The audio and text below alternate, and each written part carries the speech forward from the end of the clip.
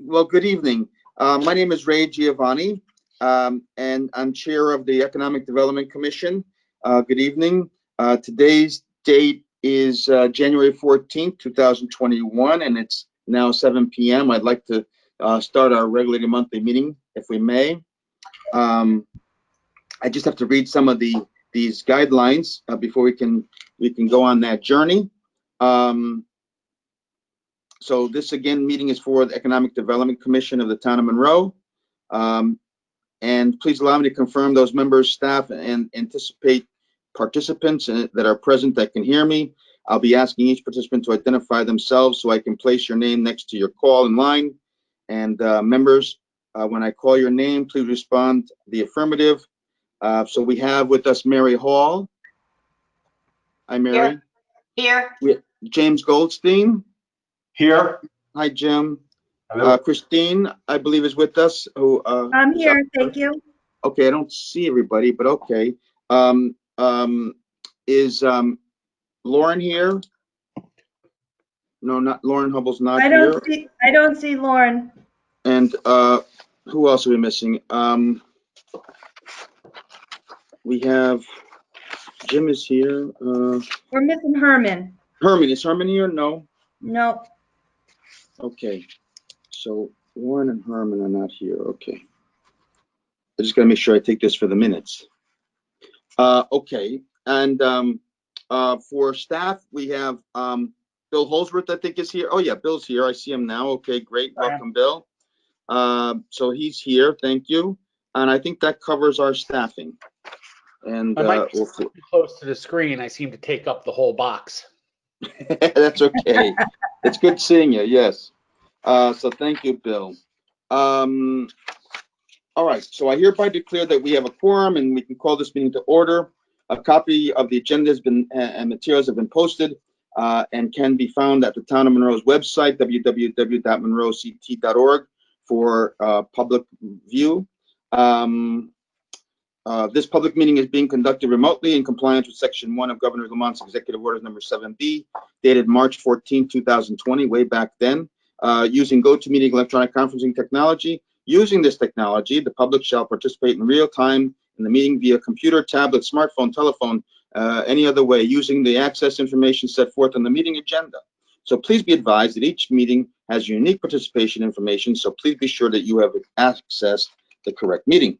Notice hereby given that we can only allow up to 250 participants, and therefore electronically, and access to this meeting using this technology is granted solely by the technology provider on first access basis and is not controlled by the town of Monroe.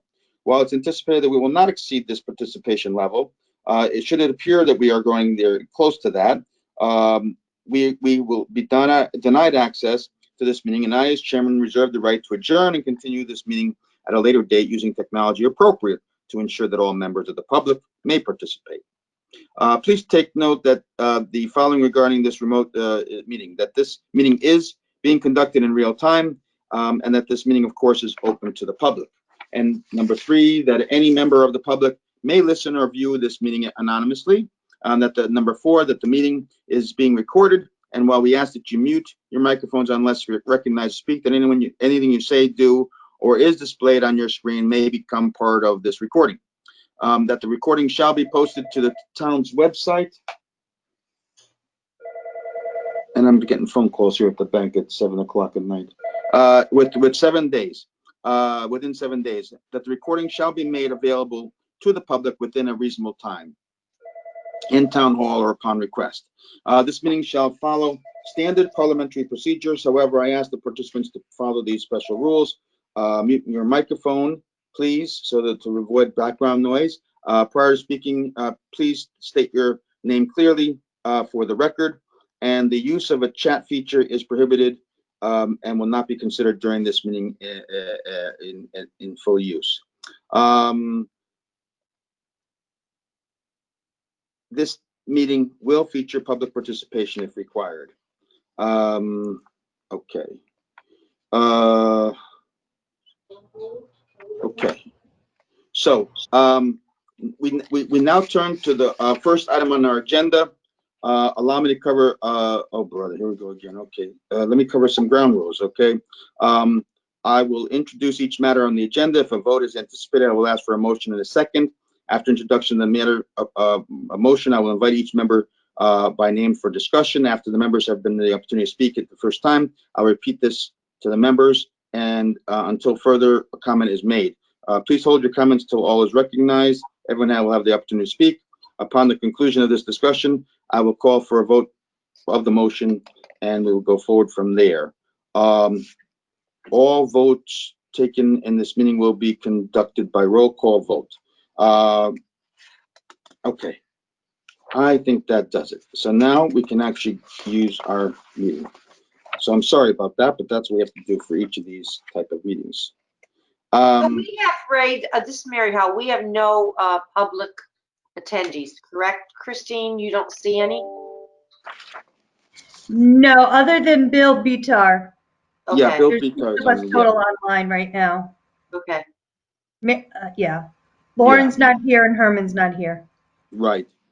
Okay, so again, I think we have called the meeting to order. We visited the attendance. Next, I'd like to just approve the minutes, if I may.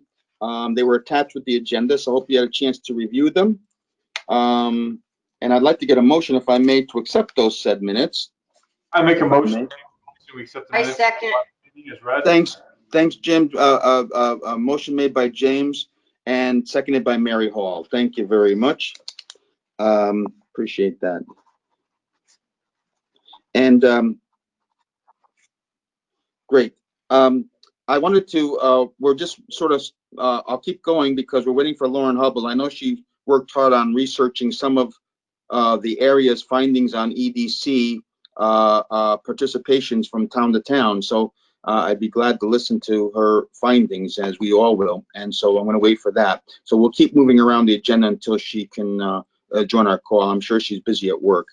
I wanted to just give you a couple of updates on some things happening. In the minutes, you may have seen that starting back in November, I tried to pull together a legislative forum where we're going to have a panel of three, namely Mary Moran, Mr. Kelly, and J.P. Shredinsky, two senators and our House of Representatives person, to join do a townwide meeting to talk about the economy, talk about the COVID situations, the funding sources, what it means for Monroe, how can we help Monroe go forward with testing sites and what their thoughts are about that, et cetera, et cetera. It was kind of one of those kind of forums I thought would be great to kick off the new year with, and I started doing that, as I cited in my November meeting, to work towards that end, to get a date that's going to be unilateral with all. And I unfortunately did not come up successfully. Miss Moran, Mary, she had the most difficulty trying to commit to a date. And by the time that she finally was able to get her staff to communicate with me, it was already January 6th when they finally said that they could do something on the 12th. JP had already said he could do, that full week of that January 12th timeline. So he was very amicable. And then Mr. Kelly had somewhat of difficulty, but he also committed to the 12th eventually, back in December, late December. So that's why I fell into trouble, because he only had 1 hour to do it, which was on the 14th at 10 a.m. And the other senator can only do it at 3 p.m. on that same day, and JP was flexible to do anything of the above. So it just didn't work out. So what I committed to, that was Marilyn Moore that I'm referencing. So what I committed to all three, as I sent them back a thank you, is that we'll have to put this on another date, maybe in March, maybe April, when we have a little more lead time to get their calendars aligned. And it can, some of the challenges were, I guess, based on Marilyn Moore's feedback, was that, she didn't know what her calendar was going to look like if they're put on committees, and that had to be a preference there. So she had to wait and see what that was going to look like. So unfortunately, that didn't pan out. So I apologize for that. So again, we will, I guess, try to think of putting that on our agenda for another day, and maybe March and April timeframe will be better for them as well as us. And by then, maybe we'll have a lot more to talk about. You know, I wanted to also remind you that the POCD is still something that's, not concluded, but I know that it's still on everyone's radar. Rick Schultz has been running with that project, as you know, as we've all helped with that in the beginning before the COVID days. And as I mentioned last time, there's a 90-day extension on the final date of requirement. It was supposed to be done by the end of December, and they gave us 3 more months till March. But I know that I believe, Bill may be able to correct me on this, that I thought he said January 27th was maybe going to be another meeting on the POCD. I believe that was the date he cited. Is that the date? Yeah. So be on the lookout for that announcement of that date, because that's when we're going to find out some more information on what the Francisco, the consultant, has been working on to try to come up with that final draft, which, as I mentioned before, will be reviewed by many commissions, EDC being one of them in the forefront of that effort, besides P&Z, besides, Ken Kellogg's office, etc. So the draft will be put forward, and then eventually it's going to be, voted on and accepted. So more to come on that, because that's the 10-year plan as mandated by the state for each town to have in place. So that's what I wanted to bring up to speed on the POCD. I wanted to mention too, the other topic that we finished off on last week too, was last month rather, excuse me, was the Autumn in Monroe campaign. We concluded that for the end of the holidays. Again, I think that we might want to talk about that. I think there was some success, certainly, hindered by the COVID-19 scenario, as so many things have been hindered by that. I think this too was hindered by that, because we could not, put all systems in place to make sure we could drive a lot of folks into these businesses with what was going on. So anyway, does anybody have any thoughts that they want to add to the Autumn in Monroe campaign as we put that to rest? This is Christine Whitnauer. I think the people of Monroe have really stepped up and really patronized a lot of our businesses over during this COVID period and over the holidays. It seems like people are just really gung-ho, staying home, ordering in from a lot of the restaurants, which is really good for them. A lot of them are just really busy, and it's great. I went into Soup Time today, talked to Ron, and he was just jamming today. And I know A&S is doing well, and the promotions that with Monroe Social, with the whole chicken scandal, everybody probably has seen that. With the, yeah, which that's panned actually, out well. Yeah. a negative turned into a great positive for him. Constantine and I tried it. It's fabulous. If anybody has to go out and have some chicken, I highly recommend it. Yeah, I've tried it. I was at Republic Kitchen on Tuesday night. I went in there for dinner, and I thought on a Tuesday night to find 20 people in a restaurant was pretty darn good. Good. On a Tuesday night. Yeah. You don't usually, you would think that would be, maybe a handful of people, but I counted heads. There was 20 people in there at probably 6:30-ish, Nice. 7 o'clock, something like that. It was a Tuesday night. So I was happy to see that. I talked to Lundrum about it, and he said, we're doing the best we can. We're hanging in there, and can't wait to just get back to business as usual, And of course, I certainly put him on notice about the PPP money that's coming on phase 2. Back then, it wasn't yet here as it is now. So I know all the businesses are chomping at the bit to get that second batch of PPP money. So I know I'm working here, actively right now, getting ramped up for that. We're going to start on Monday, putting all those applications through again. I will tell you this, for my bank, because I was in a meeting about this yesterday morning, was it, or the day before? I forget. But anyway, we did 2,000 loans, our bank.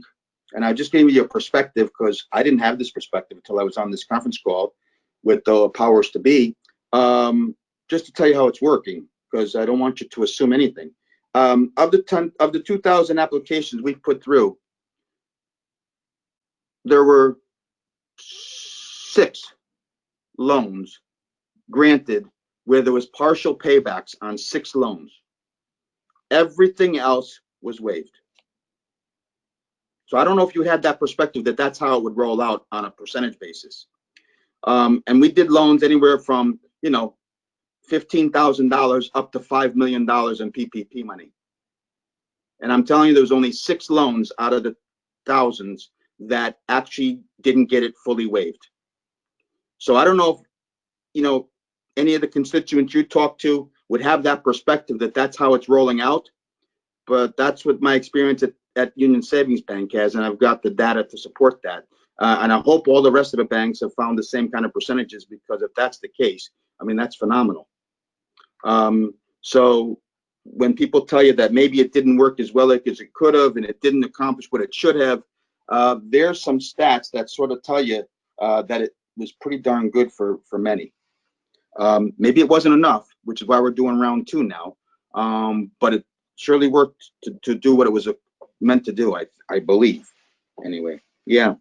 So so please, let everyone know that PPP monies are on, that the portal is going to be opening up, if it already hasn't, at all banks, and encourage them to go get it in line and get it done, because the same results are going to happen this next go around.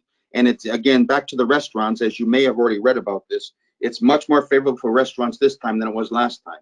Last time was 2.5 times payroll. This time, with the restaurants specifically in mind, they went 3.5 times. Last time it was only 60-40%, 60%, 40% versus payroll and rent and utilities.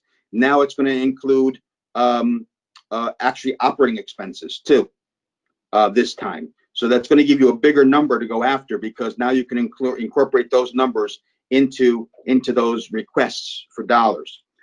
So, I don't know how long this money will last this time around again, because I think people are going to be able to ask for bigger fistfuls.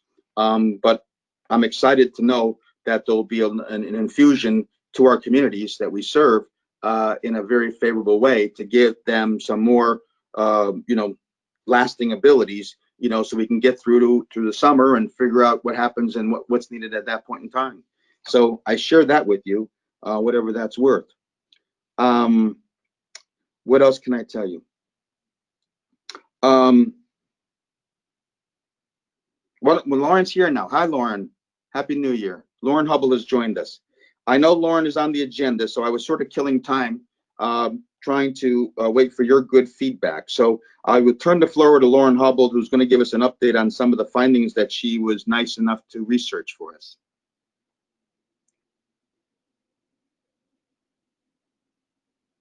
Oh, I think she is muted. Lauren, you're on mute. There you go. No. Hi, Lauren. Lauren, you gotta unmute your, Yeah, on the the little bottom microphone. where it Yeah, the says little mic, microphone. unmute it. On the bottom of the screen. Make it green. I'm sorry, there you go. There you go.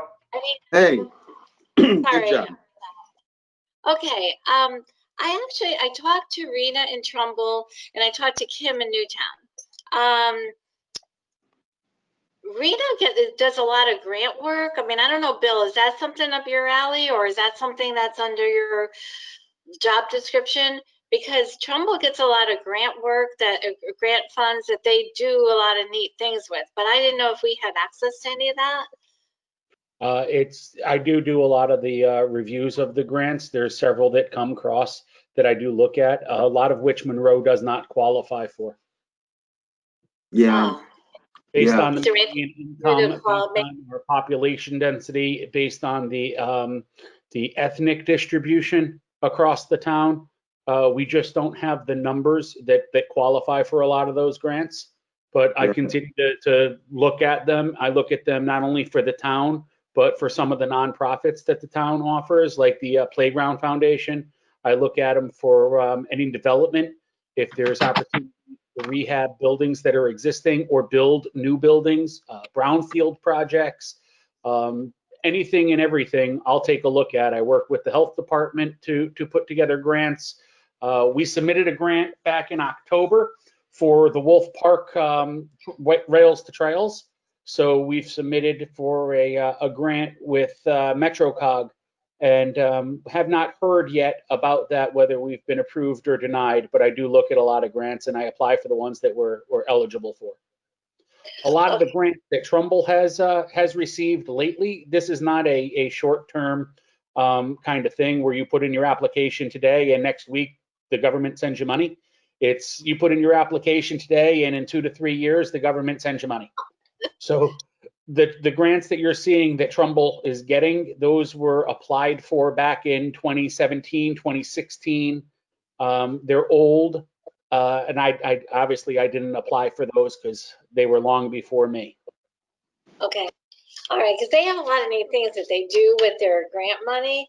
And I know we're trying to keep this meeting a little short, so I guess if we don't have the grant money, maybe that doesn't apply here. But some of the things that they were doing was they were purchasing, or they are purchasing gift cards, and like $10 gift cards, and then giving them out, and then you need to spend $20 at a local restaurant in order to get the $10 credit.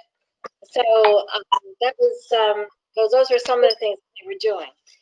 The other thing I was wondering about is, and I don't know, I know Ken's not on this, but it seems to me, and you know, correct me if I'm wrong, but we need to have some kind of central place for people, or I think it would be nice, like Newtown, for instance, they hired an outside company to brand the town.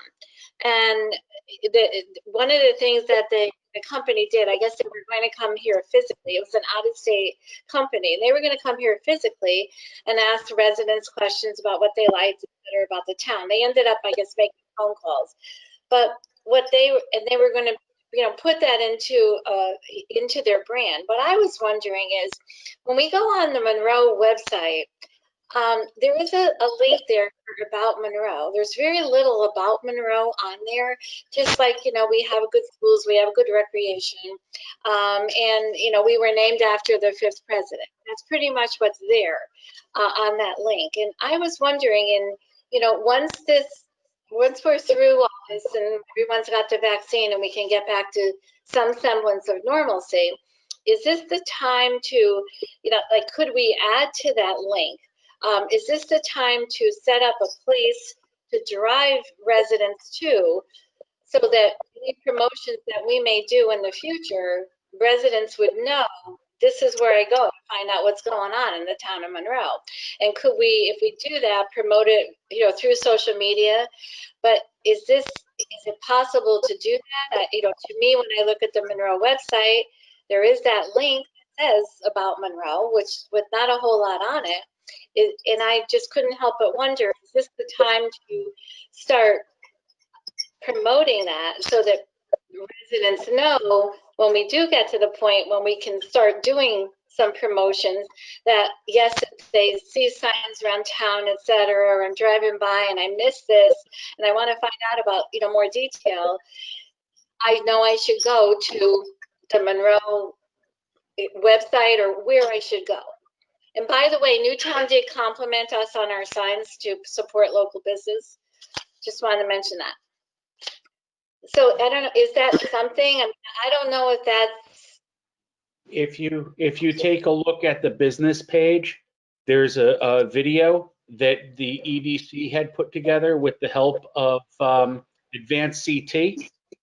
There's a video, I think it was filmed utilizing a drone, and it talks about the commercial properties, it talks about the business properties, the residential life, the parks, recreation activities available in town. I think it's a 3 or 4 minute video on the business page that Advanced CT had put together for us. And in fact, Advanced CT reached out to us in, I want to say August or September, and asked us for an update as they were putting together slides for all of the towns in Lower Connecticut. and maybe all of the towns in Connecticut to talk about what makes them distinct. So Ray and I had worked together to put together some information for Advanced CT, and we sent that off to them, and we took a lot of the information out from the video and provided them with some of the pictures that kind of spells out what our town is about.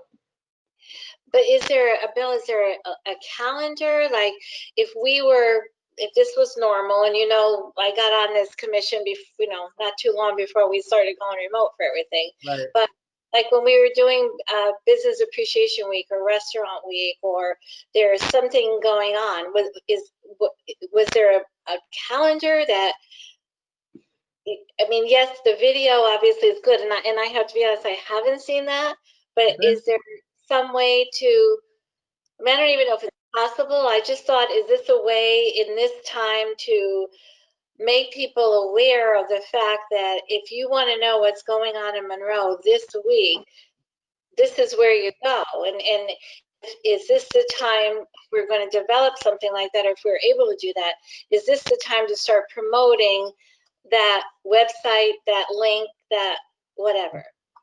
That was So I just know in the blue bar that's over on the right-hand side of the website, I've seen links for Restaurant Week or Autumn in Monroe, but I don't know, Mary or Lauren, if there's any one master calendar that talks about everything that's going on and it's all consolidated through one link and it's in calendar form.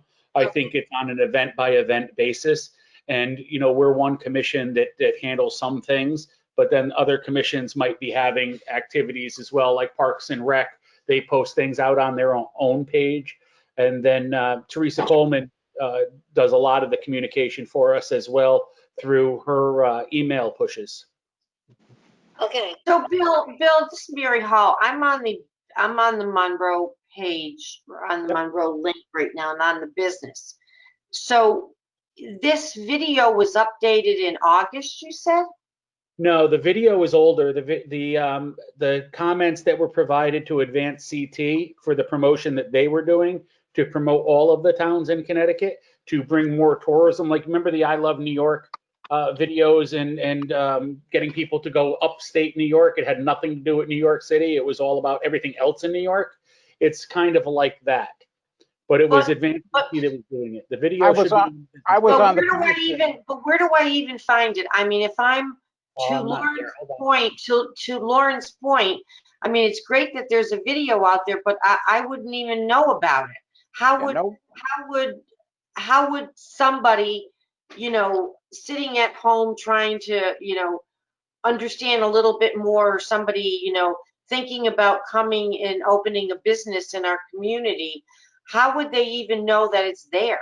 I mean, how do we promote something like I The can't. problem with that video, and I knew this way back when because I was on the commission, and I was really dead set against it unless if there was going to be a significant investment in marketing. You just don't come up with a video and say, oh yeah, hey, look at this wonderful video, and you spent an ungodly amount of money on it if you're not pushing it out there.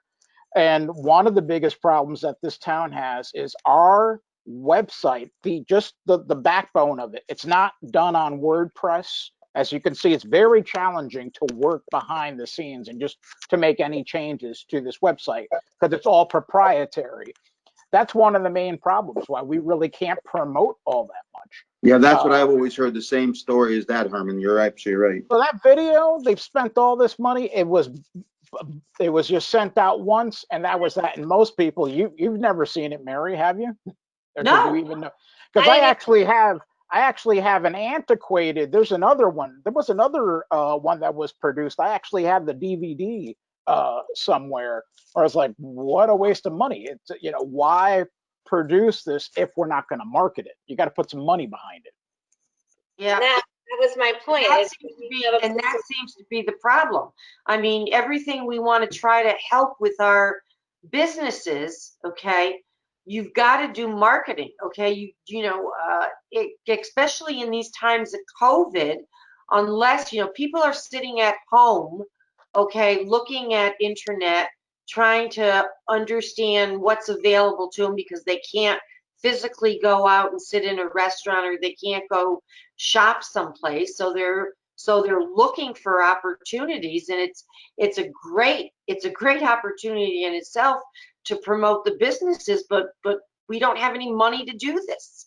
And to be quite honest, it really doesn't take all that much if we take a grassroots, like a real organic approach. Listen, the word in Monroe travels really fast. Just in the social, just on Facebook alone, Monroe parents, Monroe residents, we could just take the same approach.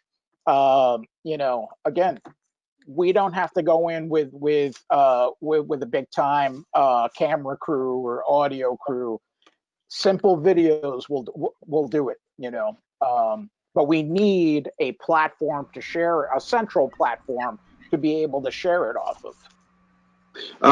Mary, just for the record, if you were to go to our EDC, our town website, and if you click on business, which is where our EDC page would be found under the header of business, which is between public safety and education, smack dab on the 50-yard line of that page is a big picture of a flat roof of some big industrial building. That's the video, which is well done. You should take a look at that. It's only a few minutes, but it's very, very effective, I think. But doesn't address the issue about promoting it, to Herman's point. But I am saying everyone should look at that video. It's really nicely done. So when was that video shot, and why hasn't it been promoted up until now? Well, we did promote it. Actually, that video, this was going back a few years now. Oh, about 3 years ago. Yeah, 3 years ago. To be quite honest, it was a rush job. I didn't think that there was an urgency. We didn't have that big of a budget, but we blew that budget, the budget that we did have, we blew it on that video. So it was great. It's like the movie that nobody ever, a great movie that nobody ever saw. Well, like I said, I think utilized. Like all the movies up for awards at the Golden Globes. You've never heard of them. You've never seen them, and yet they all take home 10 Golden Globes. Yeah. I think Jim had something to say about that, though. Let's have Jim have the floor for a second. I think he wanted to speak. No, thank you. I appreciate it. To say what Herman was saying, when we look at social media, let's just look at, the Monroe Light Up for Christmas, how that got out through one page, and all the surrounding towns picked up on it. And we had so many people from out of town coming in through our town.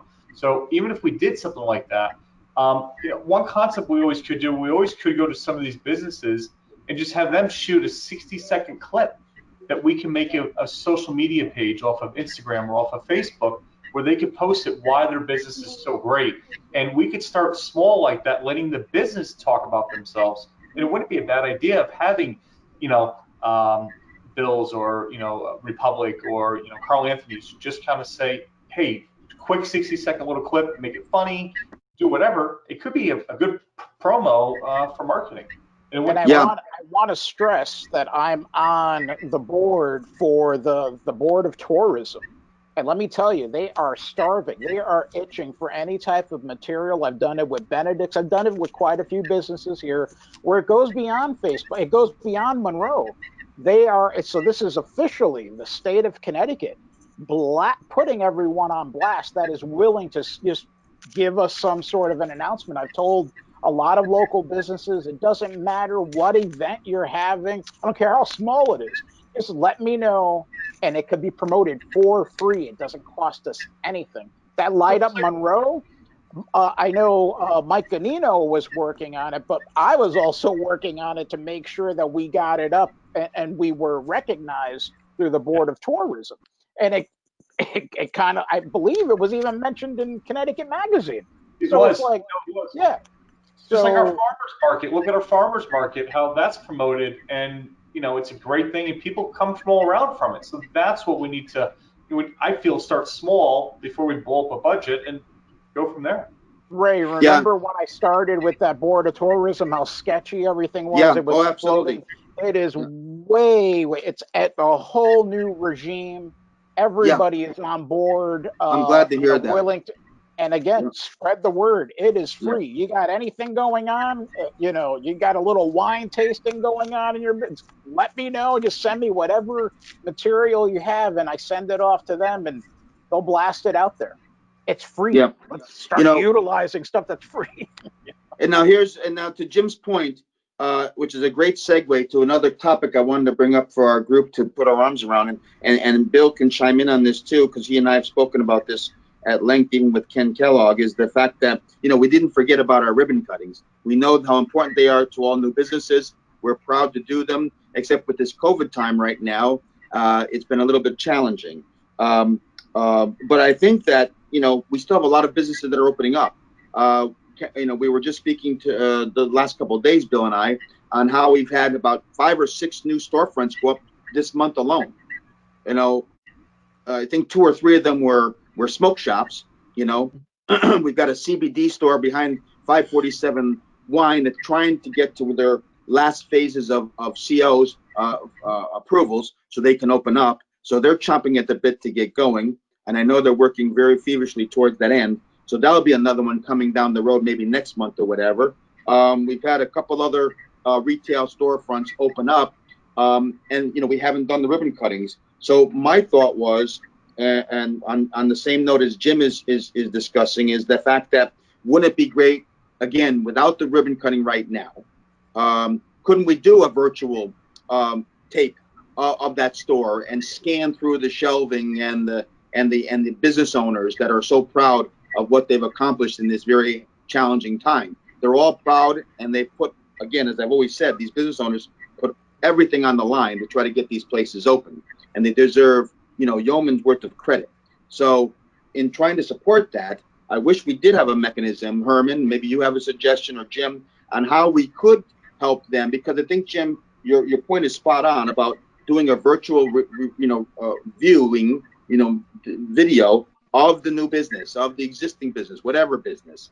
The problem is, I think, as we found, and correct me if I'm wrong, is that those business owners don't seem to have the know-how, the savvy, or the technology skill sets to put something like that together. So when we even down to, and we've talked about this at nausea, when we ask them to try to do a flyer for us that we could promote on our websites and social media and face chat and everything else, we can't even get a flyer from them about what it is that they're offering for Restaurant Week, or what they're offering for Autumn in Monroe. We really had to go do that for them. They couldn't even hand us something that's, put off of a Word document. They can't even do that, to give that to it, seemingly. So it's a big challenge for 92% of our population. I'm sure there's the other 10%, 8% that are very savvy with social media, and you know the names of those because you see them on social media. If they're not on social media, it means they're not competent at that skill set.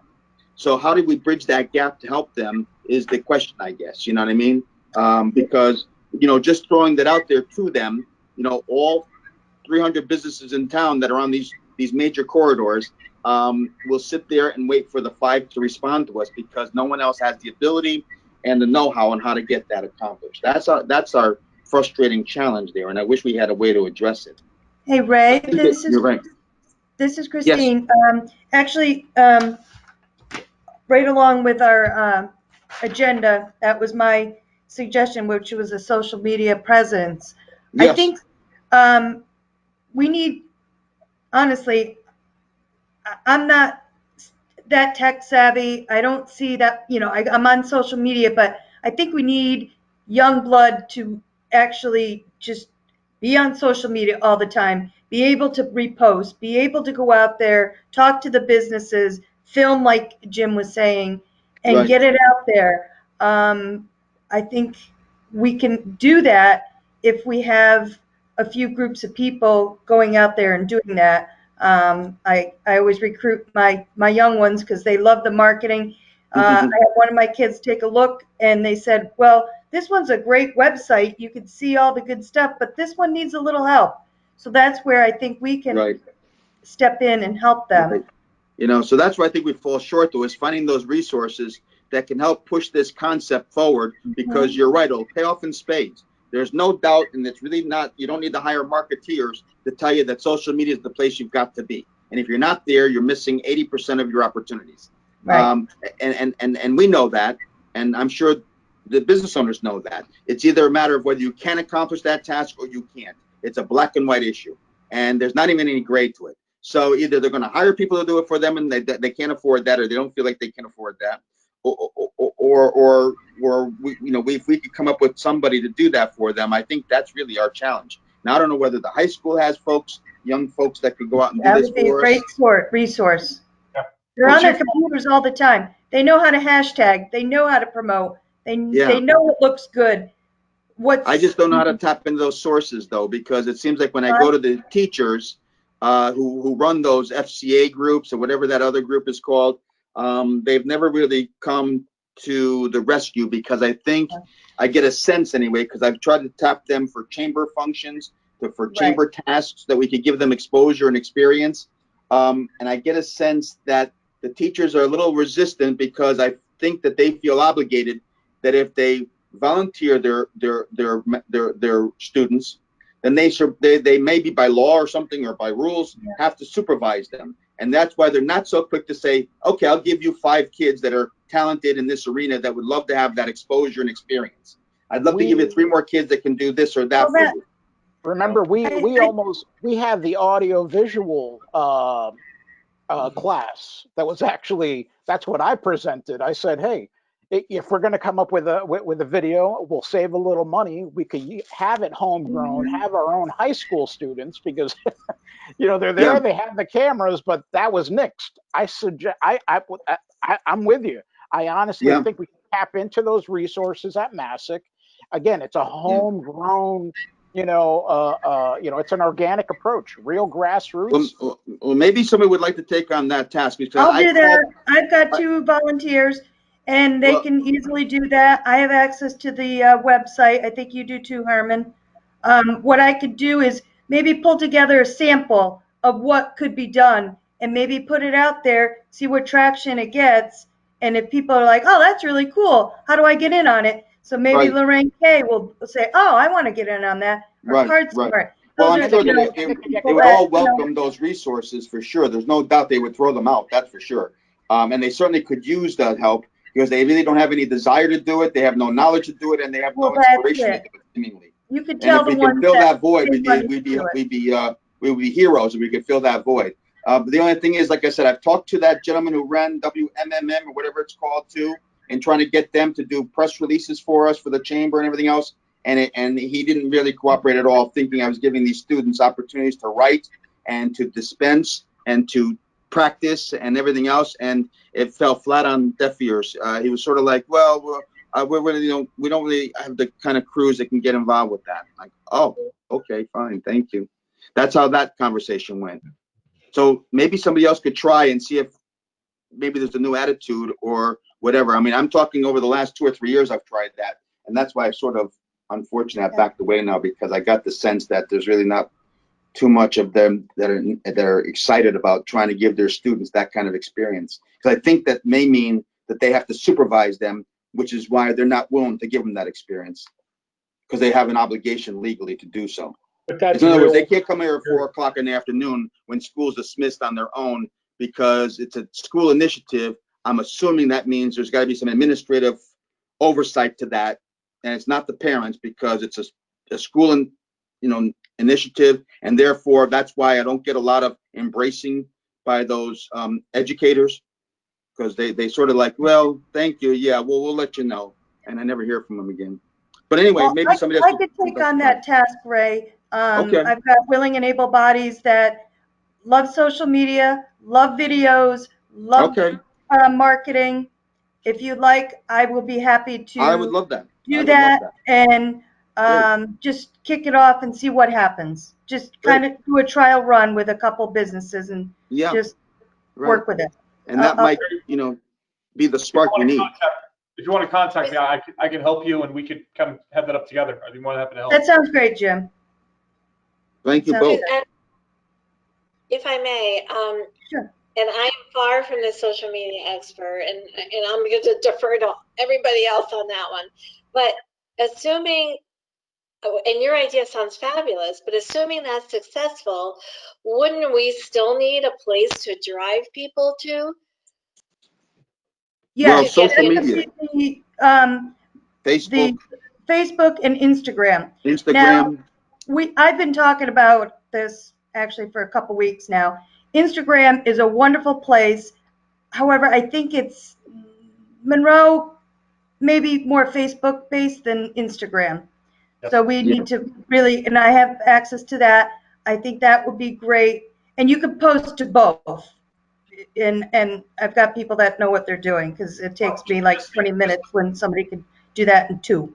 The Monroe business, Monroe lives on Monroe Facebook. parents- Yeah, I mean, Monroe parents and everybody's all over the Facebook. I mean, we could put it in a few different groups and it would go from there. And that's what we have been doing in the past, like Restaurant Week. Whatever we would do on EDC, it would be shared to Monroe residents, Monroe parents, Monroe Right. helpers. There's a few of those websites that a lot of people do follow. Yep. I'd like to put together a So list here's- though So of here's all my of the question. businesses. This is Mary, okay? Go ahead. There's a certain group age that goes on Facebook, okay? And that's great. We go and we post this stuff on Facebook because people, who are socially inclined to go to social media go and do it. But you've got another big population in Monroe, okay, who are long-term residents who want to support the local businesses, okay, who aren't that tech savvy, okay, to go into Facebook, okay, and do that. So I Right. think we need to think about, okay, how to reach, okay, that population that is just as important as those younger generations, I'm going to say, who look at Facebook all day long, okay? Because there's a significant group. I mean, if I go into the grocery stores or I go into a local store, blah blah blah, in Monroe, I see people above the age of X, okay, and I know they're not on Facebook every day, okay? So how do we reach that population? I mean, Start with that's. a box.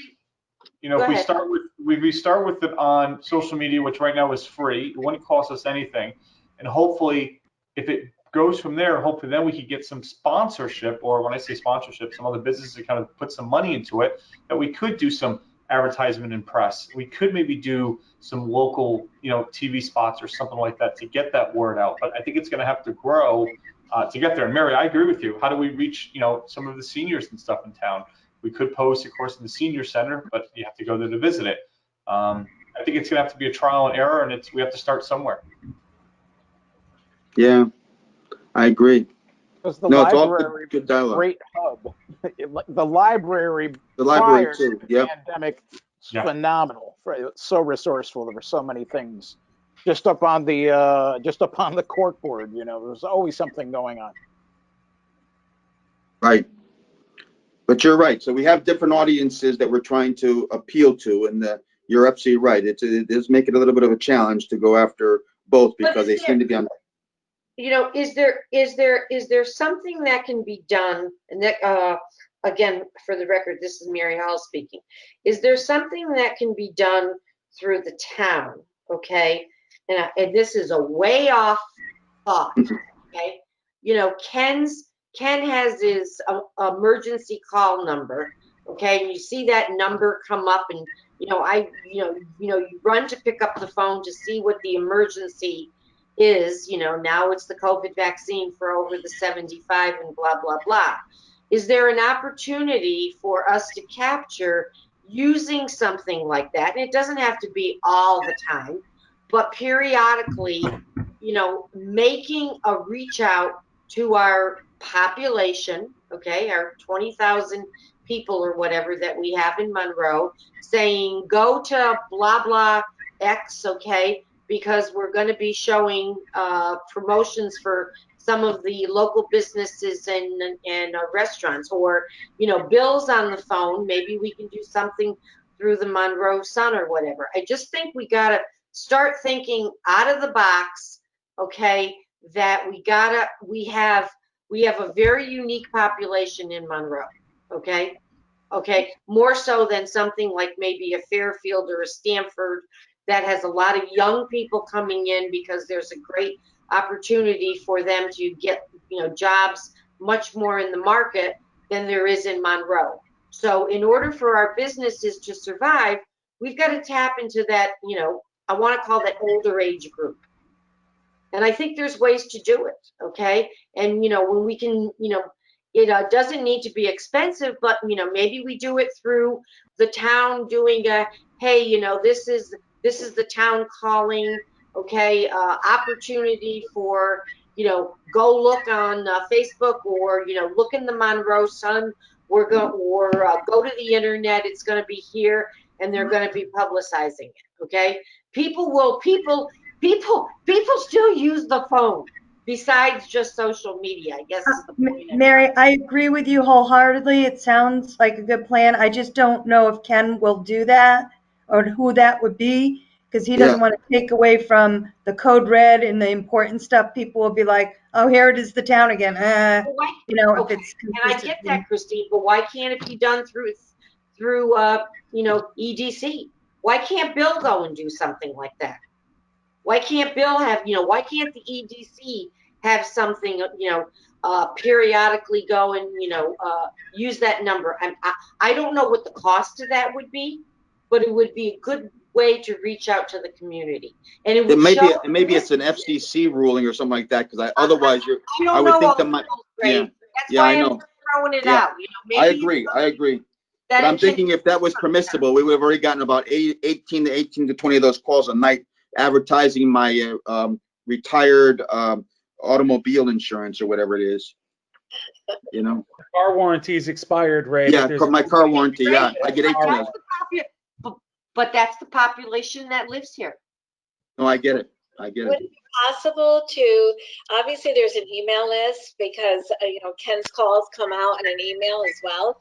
Would it be possible to just take that email list and maybe have a calendar that's sent out once a month? I just kind of feel for all we're hopefully going to be doing some things in the future once this whole thing ends, and hopefully it's going to be sometime this year. And you know, pardon the analogy, but you can't build a house on a cardboard foundation. And is this the time to build the foundation to set up the base for people to go to, whether it is the, you know, using the list, the email list with a monthly newsletter, or just something simple like a calendar, which just kind of states date, time, event. And is this the time so that when we can get back to normal, we're up and running and we have the system in place to be effective? We do have a news and announcement. Oh, I'm sorry, Bill. Go ahead. I do have an email list of almost 1,000 businesses that are on that list that I do communicate with, but I communicate with the businesses. I don't have email addresses for the residents to send emails to the residents to talk about the businesses. I have the business emails to communicate with the businesses about PPP loans and about grants that are available for them and opportunities that the town has that might interest them. So I communicate directly with the businesses, but not necessarily with the residents. We can absolutely look into doing something like that, but I don't even know where you would want to start to collect email addresses for that. Most of the people that you're talking about that are at that age group, and I don't know what age group that may or may not be, but if they're not on social media, they probably don't have email addresses. And we're experiencing that with the COVID vaccine, where there's task forces in place to help the seniors, specifically at the senior center and at the library, to create their email addresses so that they can sign up for COVID vaccine through the VAM system. And you'd be surprised how many don't even have email. But I'm not sure that the town website is the place for that either, because I'm pretty certain that the people that live in Fairfield or Stamford or Norwalk or New Haven are not going to the Stamford, Norwalk, Fairfield, and New Haven website to find out, gee, what's going on in these towns tonight. They're going out to Google. They're going out to newspapers, to whatever it is. I mean, when I was a kid and I wanted to find out what was going on, there was a Voices paper that was free at the diner, and it was probably about 60 pages. And you know, every time you go to the diner, you pick that up and you flip through it, and this band is going to play at this bar on these nights, and this bar is hosting these 15 bands over the next month. And that's how you found out about stuff. But now, if it wasn't for Bill Batar and the Monroe Sun, I don't even know if there's any newspapers still in publication. No, when I get the email after one of Ken's calls, and I get an email which generally has the text of his phone call, what email list is that? Is that because I'm on EDC that I The get? Code Red, you're signed up for Code Red alerts. Well, Okay, you get it from the So that's ED. a specific, Yeah, the EDC email is sent out. Ken sends it out to town hall department heads, and then he sends it out to EDC, and then he sends it out to possibly other commissions, so that everybody knows exactly what's going on. I'm on town hall, I'm on the EDC one, and I'm on another one, but I'm not on all of them, so I don't know how many places he sends it out to. But it does go out in voicemail, it does go out in email.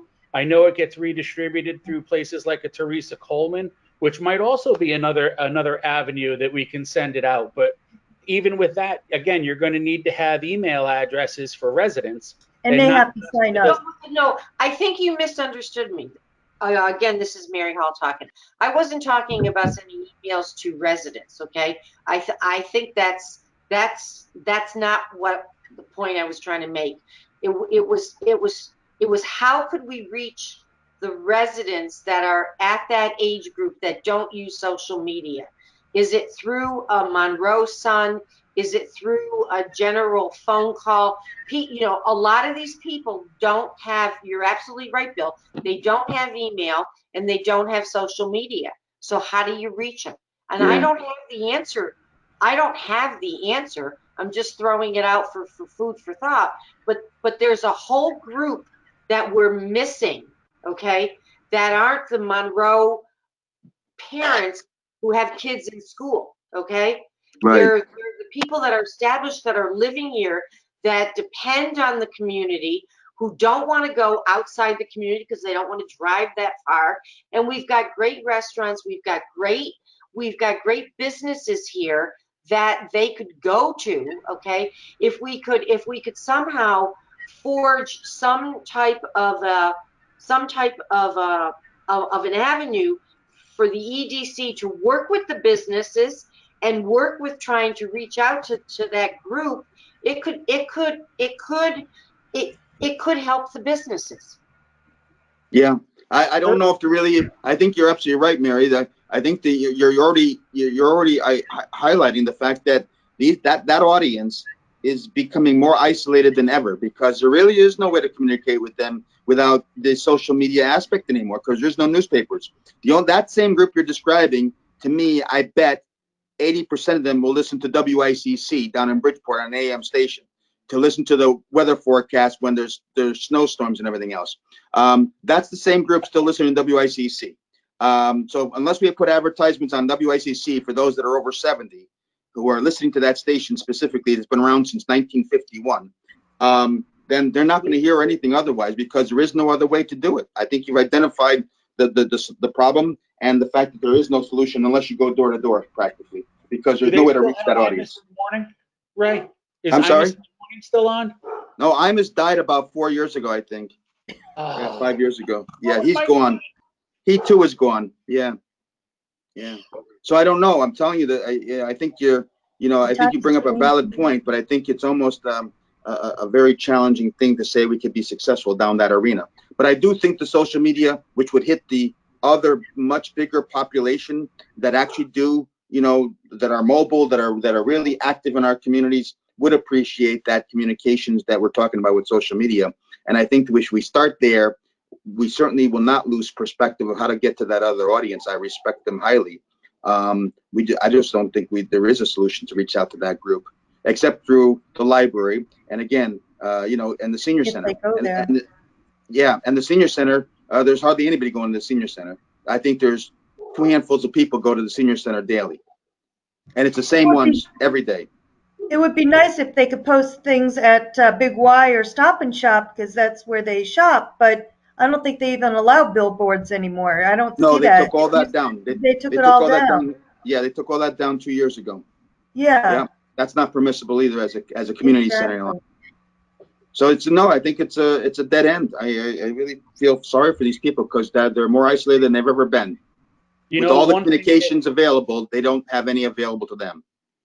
One thing that we can do, and we do have a little bit of time, and I'll just throw this out there as an idea for people to mull over. Parks and Rec is looking at different opportunities, you know, with the concert series and things of that nature, and they're looking at ideas around a movie night, you know, being able to have a movie night in the park. If we were able to put together a video of various businesses, call it 15-second clips of business owners, 20-second, 30s, I don't know what the timing is. And since we don't have credits to roll at the movies, you know, maybe we roll the EDC video, a 5-minute. I like that idea. Oh, that'd be great. whole Yeah, bunch if of there is such a thing. that are in Yeah. town. Now you're reaching everybody and their parents or their grandparents or their grandkids who are at that movie. And it's appropriate for all audiences, but you put something like that. Now, I don't know how you get that video onto that projector to be able to put it on the screen for those audience. That's well beyond my skill set, but I'll throw it out there as an idea that maybe we partner with somebody like a Parks and Rec that can bring the audiences to us and we can advertise to them when they're captive for the movie night. That's a great, idea. Oh, that's a great opportunity. I didn't know anything about that. good work, Bill. Billy. You're the only one that gets away with calling me that. I know, you know, age has its advantages.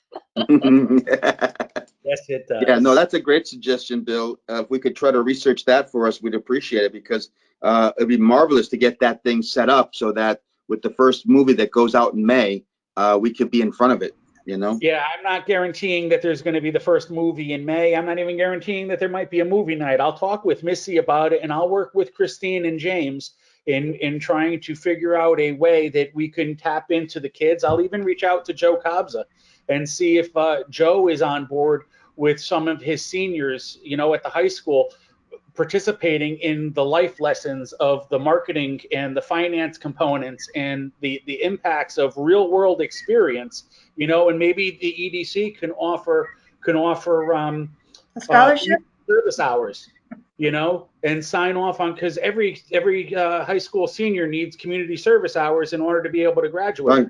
Right. Yeah. Yeah. See if you can make that happen. Like I said, I was put in touch with those teachers who supervise that. What's that group called? GFAC or whatever it's called at the high FBLA? school. FBLA. Future FBLA. Business Yeah. America. And I forget the two women teachers that run that. And Mrs. Waring and Mrs. If they're forget. still Marino. there when I was there. Yeah, Yeah. and I didn't get much traction there. I went actually sat with them in their offices up there and described what we're trying to accomplish, and it didn't really work. It didn't pan out. Let me So see yeah. if I can get another meeting set up with them, Ray, and you and Okay, I great. can come up and have a conversation with them and Yeah, kind be of great. give them a pamphlet to hand out. And let me see if I can get buy-in from the administration. Before I pursue any of that, I want to make sure that I have buy-in from Ken, that it's okay that we do that.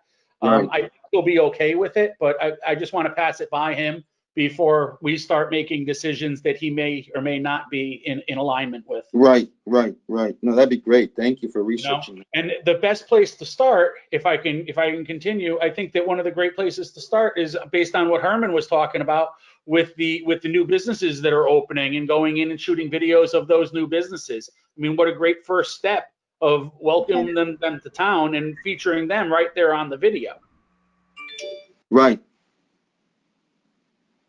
No, I think that'd be a great strategy. All right, I got to go grab my dog because he's barking at somebody out there. Okay, Bill. Great. I'll be back. Is there any? I was going to have you come and speak about any updates that you wanted to share with us that we haven't thought about discussing. So I did have that too. Okay, was Lauren all done with her update on the EDC research that she did? I don't know if we kind of got sidetracked on a tangent and she wasn't able to finish out her report out.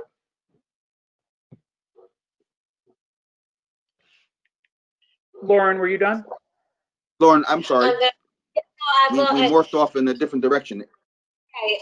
yeah, that's pretty much it. I guess I don't want to sound like a broken record. I just kind of was feeling that the communication between us and the businesses, I mean, we've got our network, but we need to somehow have some kind of communication between us and them.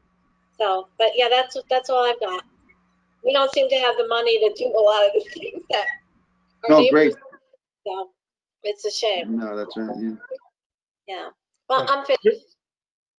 Just Yeah. so you also No, know, but thank you so much for researching all that, though. Ray and I are going to be meeting with a couple of the other EDC coordinators in some of the other towns to talk about grant opportunities and the way in which they're pursuing grants for their community. So we will be following up on that to see if we can get our hands on some of that free money as well. I know Rena and Trumbull told me that she has a grant background, and obviously that sounds like a pretty complicated thing to do when you're dealing with the government. So I just figured I would kind of mention it. Trumbull is a Yeah, animal. Their whole structure is a little bit different than us. Yeah, and they have some of the different. They have some other LMI, as you know what LMI is. You know, low to moderate income zones in Trumbull, which opens up a lot more grants for them than we could pursue, because we don't really have any LMI, you know, documented Monroe zones. You know what I mean? So that's why they qualify for a lot of other things that we don't qualify for, because of their housing stock types and everything else. You know, they allow apartments that go 4 and 5 stories tall. We don't have any of that. Those kinds of settings and those kinds of housing stock types afford them other grants that we're not entitled to. We only go up 2 floors. That's it. You know, and most of them are called colonials. You know, so that's why we don't quite qualify for a lot of the things Trumbull's able to have and get done. But they do a phenomenal job there. You're absolutely right. We are at an awe with Rena and company over there for sure. Yeah. So anyway, I'm sorry to deviate there, but again, thanks so much, Lauren, for getting that accomplished for us. Okay. The spring campaign, we sort of just talked about it now a little bit. Believe it or not, is, you know, spring is on March 20th this year. And again, we're going to be right at the height of our COVID problems, I still think. You know, hopefully it's already starting to subside by March 20th. But again, I'm not sure, you know, what we will do with that. What can we do with that? It's not that we're not thinking about it, but I don't know. It seems like it could be a challenge to try to pull off some kind of a community event for our businesses. Hey, Ray. Yes. Ray, Christine again. I was just, again, having a little powwow, getting ideas. And one of the thoughts I had was maybe go around, talk to businesses. Again, we were already talking about this. Ask them if they want us to do a video or some sort of short little segment about their business, like how they started, how long they've been in business, what they do. And maybe just ask for their business card. We'll put it into a fishbowl, and each week we pick out a name of a business and highlight that business for that week or for a few days at least just get it out there. It could be this new smoke shop. Sure, that's a great idea. Any little bit of effort will help. Sure. It could be a restaurant. Or something about it. No, that's a great idea. And that's what we were talking about earlier. Kind of Yes. begin that process of going out there and doing a little quick video. And maybe all these pieces that we're doing now for that movie night that Bill was talking about. Okay, that sounds great. Yeah. Maybe that's what we can do for our spring campaign to try to kick off the warmer weathers, you know, except that we need hands-on to try to help with all these videos. That's not an easy task, you know. You have to have time for that. It's got to be during the daylight when you can see things. It's hard to do it at night. You know, you can't go to these stores at 8 o'clock. And when you know, that's what I'm saying. So we've got to figure a strategy around that so we can actually execute on it, you know. And who's going to be able to and get that's the hard done? part is manpower to go to these places. Right. Because again, if we're waiting for them to give it to us, you're going to wait for a long time, you know. Right. The other thing is maybe we want to spend our marketing dollars on driving people to the EDC webpage or the EDC Facebook page where that is our centralized location for keeping all of our inventory of photos and videos and all of that kind of stuff, as opposed to spending our advertising dollars to focus on Vazzi's and Jenny's and Pizza Land and Dunkin' Donuts.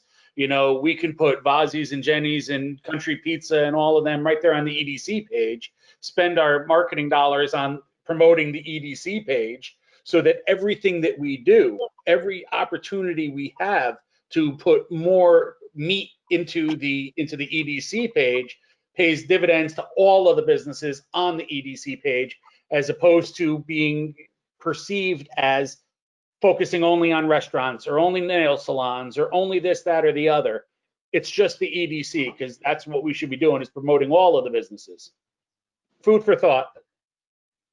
So Bill, that's a good idea. And I just want to ask Bill Bitter, you're still on, right?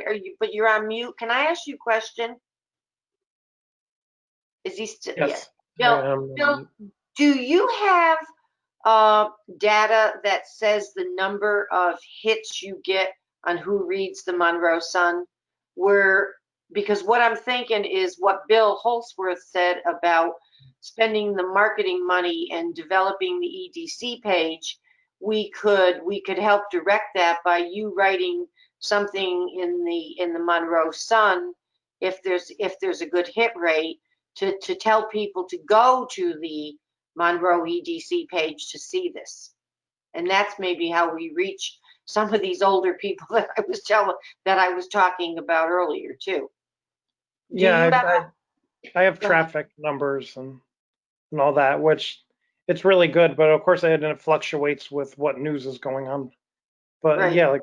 yeah, I could have run something to promote whatever you do to try to get more attention to the website or for the EDC.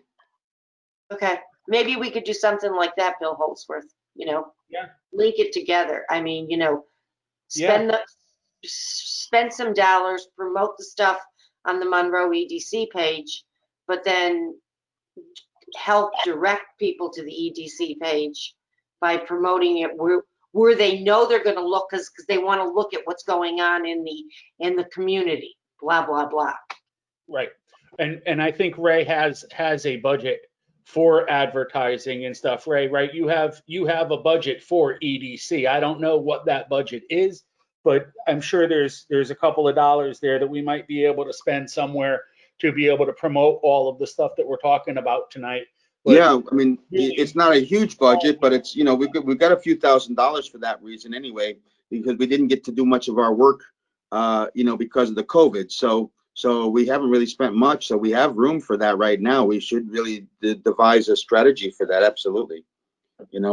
And we have up until June to use it. So we have time. yeah, we should talk about that and see what else can be done as it relates to bringing in more students doing the videos and stuff.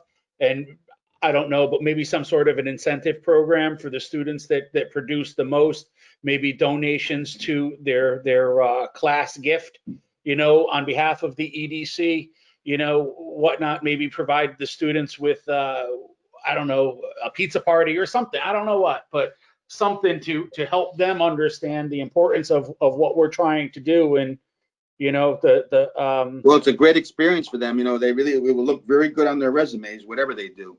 Absolutely. Besides the award that we can grant them, absolutely. Yeah, get a plaque. There are some kids in the background there that look pretty entrepreneurish as I'm watching them now, putting their project together.